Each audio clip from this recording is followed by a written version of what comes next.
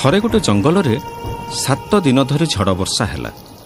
ଝଡ଼ ବର୍ଷା ଏମିତି ଲାଗି ରହିଲା ଯେ ଜଙ୍ଗଲରେ ରହୁଥିବା କୌଣସି ବି ପ୍ରାଣୀ ଖାଇବାକୁ ପାଇଲେନି।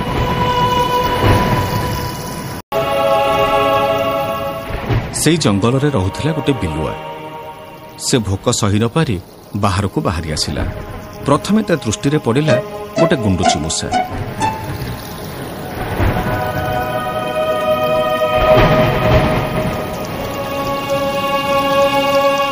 ଯେମିତି ତାକୁ ଖାଇବାକୁ ଯାଇଛି, ଗୁଣ୍ଡୁଚି ମୂଷା ବୁଦା ଭିତରକୁ ପଶିଗଲା।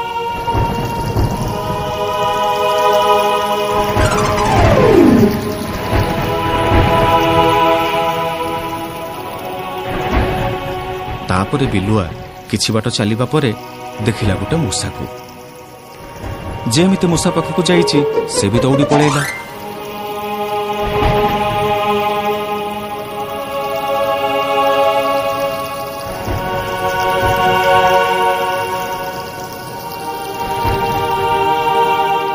ବିଲୁଆ ଆଉ କିଛି ଚିନ୍ତା ନ କରି ଗୋଟେ ଗୁମ୍ଫା ଭିତରେ ପଶିଗଲା।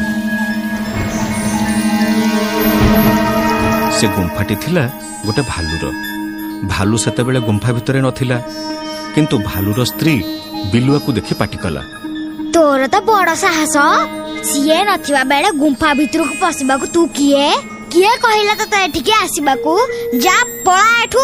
ଦେଖ, ମୋର ଭାଲୁ ଭାଇଙ୍କ ସାଙ୍ଗରେ ଜରୁରୀ କଥାବାର୍ତ୍ତା ଅଛି, ସେଥିପାଇଁ ମୁଁ ଆସିଛି। ଦେଖ, ତୁ ବହୁତ ଚାଲାକ ମୁଁ ଜାଣିଛି, ତେଣୁ ତୁ ନିହାତି କିଛି ଉଦ୍ଦେଶ୍ୟ ନେଇ ଏଠିକି ଆସିଛୁ। ତୋର ଜରୁରୀ କଥାବାର୍ତ୍ତା କିଛି ନଥିବ ମୁଁ ଜାଣିଛି। ଶୀଘ୍ର ଏଠୁ ପଳା, ନହେଲେ ସିଏ ଆସିଲେ ତତେ ମାରି ପକେଇବେ। ଜମା ସେ ମତେ ମାରିବେନି। ତମେ ମାଇପି ଜାତିଟା ଜାଣିଛ କଣ? ଶୁଣ, ଆରପଟ ଜଙ୍ଗଲରେ ନିଆଁ ଲାଗିଛି। ମୁଁ ତୁମକୁ ଖବର ଦବାକୁ ଆସିଛି। ଯେତେ ଶୀଘ୍ର ପାରୁଛ ଏ ଜଙ୍ଗଲ ଛାଡି ପଳାଅ।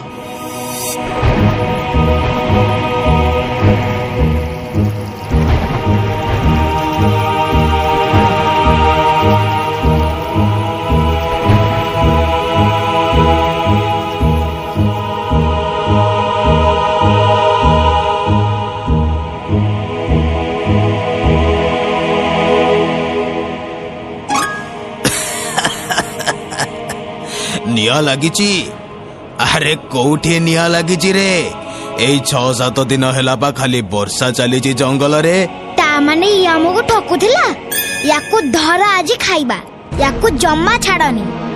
ସେତେବେଳକୁ ବିଲୁଆ ମନରେ ଛାନିଆ ପଶିଲାଣି। କେମିତି ସେ ଏଠୁ ଯିବ? ଭୋକ ବିକଳରେ ସିନା ଚାଲି ଆସିଲା, ହେଲେ ସେ ଖାଦ୍ୟ କ'ଣ ଖାଇବ? ସେ ତ ନିଜେ ଖାଦ୍ୟ ହେଇଯିବ। ତଥାପି ସେ ମନକୁ ଦୃଢ଼ କଲା। ହଁ, ଠିକ କହିଛୁ, ୟାକୁ ଆଜି ଆମେ ଖାଇବା। ଆଚ୍ଛା ଭାଲୁ ଭାଇ, ଗୋଟେ କାମ କଲେ କେମିତି ହୁଅନ୍ତା? କି କାମ? ନାଇଁ, ତମେ ଯଦି ରାଜି ହବ ମୁଁ କହିବି। ମୁଁ ତ ଏମିତିରେ ମରିବି, ସେମିତିରେ ବି ମରିବି, ଆଉ ଯେମିତି ହେଲେ ତମେ ମତେ ଖାଇବ। କିନ୍ତୁ ମରିବା ଆଗରୁ ଯଦି ମୋ ଇଚ୍ଛା ପୂରଣ ହୁଅନ୍ତା, ତାହେଲେ ମତେ ଶାନ୍ତି ମିଳନ୍ତା। ତୁ ଆଜି ମୋ ହାବୁଡ଼ରେ ପଡ଼ିଛୁ ମାନେ ତୋର ନିସ୍ତାର ନାହିଁ।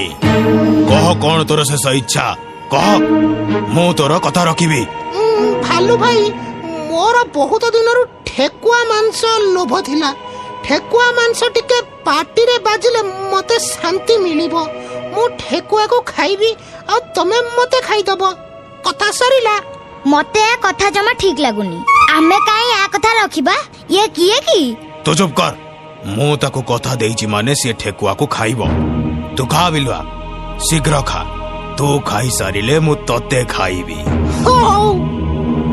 ବିଲୁଆ ଖାଇଲା ଠେକୁଆ ମାଂସ।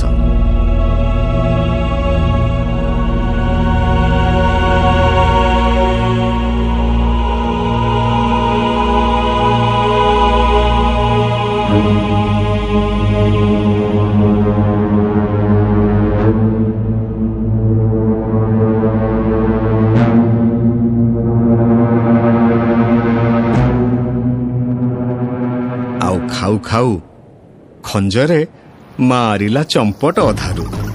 ଭାଲୁ ତା ପଛରେ ଗୋଡ଼େଇଲା, ହେଲେ ବିଲୁଆ କ'ଣ ଆଉ ଧରା ଦେଲା? ଦୌଡ଼ି ଜଙ୍ଗଲ ଭିତରକୁ ପଳେଇଲା।